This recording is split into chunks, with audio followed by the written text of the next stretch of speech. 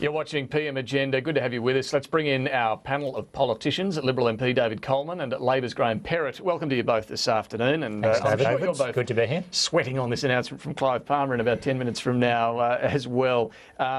Various pieces of speculation, but this report, this suggestion that Paul Bongiorno at least has made, and I'm still trying to get it confirmed, yes, he'll support the repeal of the carbon tax, but will want an emissions trading scheme in place. Graham Perrett, first to you. That's pretty much in line with your policies. It is.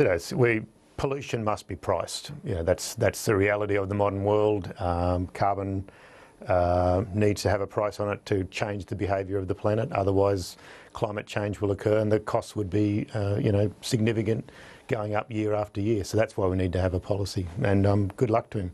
It's good to see that convenient lie put forward by the Abbott government is going to be snookered by Clive Palmer. He couldn't write this stuff. Yeah, David, look, obviously I've got to jump in there. We could not have been clearer going into the election to get rid of the carbon tax. It's a massive tax. It's smashing the economy. It's costing ordinary families $550 a year. Sure, but what about an emissions trading scheme? Well, no. I mean, look, the evidence is certainly not that emissions trading schemes are the way to go. The direct action plan by every planet's doing it. David. Well, every country's doing it. It's not quite right. Yeah, it's not quite right actually, Graham. And the carbon tax is a massive impost on the economy, and far bigger than any comparable scheme. Well, people talk about an emissions trading scheme is something different. It's something the Liberals used to support, in fact, for many years. 07 when I came in, joint ticket. But the goal is, if we accept that the science of climate change, which we do, then the question is,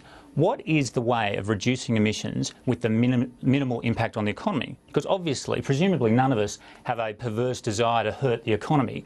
And so therefore the question is, well, what's the best and simplest way of reducing emissions? And it's the direct action plan.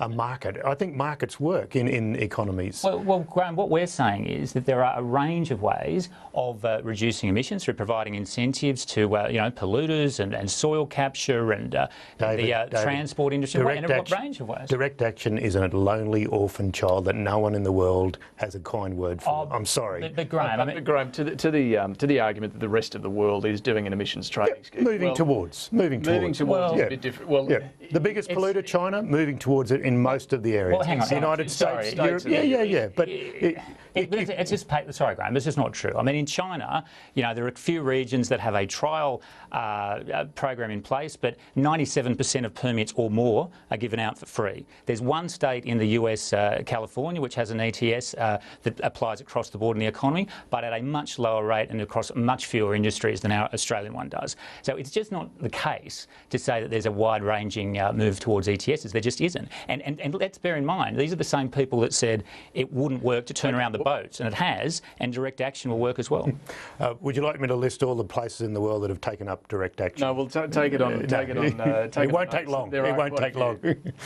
Let me ask you though, if the reality is this is what Clive Palmer's demanding, what do you do? What does the government do? Because Tony Abbott, prior to the election, said he would push this to a double dissolution. Yeah, well, and the Prime Minister and other members of the team are obviously having discussions with Mr Palmer and with other crossbenchers, and they'll continue to have those discussions. But we'll continue to reiterate the point that, the election result couldn't have been clearer if it came up and, hit you in the face. So it was very much about getting rid of the carbon tax. Be prepared to go to a double dissolution? Oh, look, I'm obviously supportive of the plan to get rid of the carbon tax, and that's what we're focused on. You wouldn't be afraid of a double dissolution? Oh, we'll work through the detail as we go along, and obviously I don't want to preempt the negotiations in the Senate, but we could not have been clearer in terms of the mandate for the carbon tax.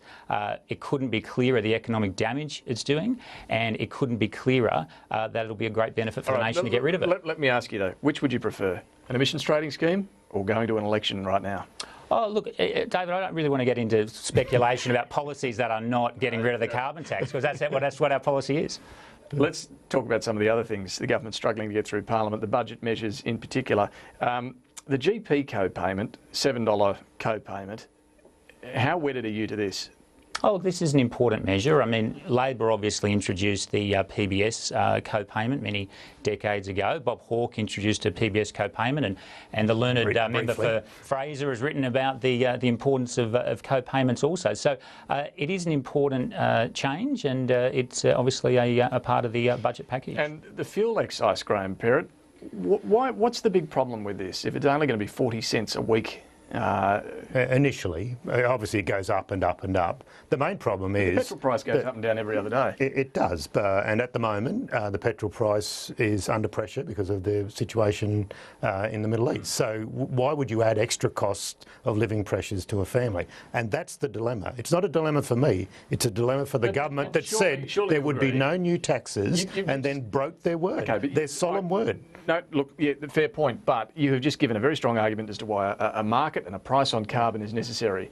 A tax on petrol is essentially a price on a dirty carbon-emitting fuel source. It is, but you've got to remember that motor vehicles, private motor vehicles, were something that we saw as a particular nuanced market, because there are some suburbs out of Sydney, out of Brisbane, out of Melbourne, where and the bush, where people have to rely on that. Why give them an extra cost? And it's not something that was taken to the election from a Prime Minister that built his whole identity for 4 years on, I will give you my word and I won't break it. For him to turn around and backflip on that, or volte-face on that, is phenomenal. Well, David, obviously we're in a very serious financial situation with $200 billion of debt, headed towards 2/3 of $1 trillion if we don't change course.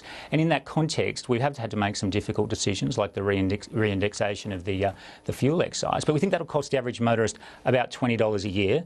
The carbon tax is costing the average family about $550 a year.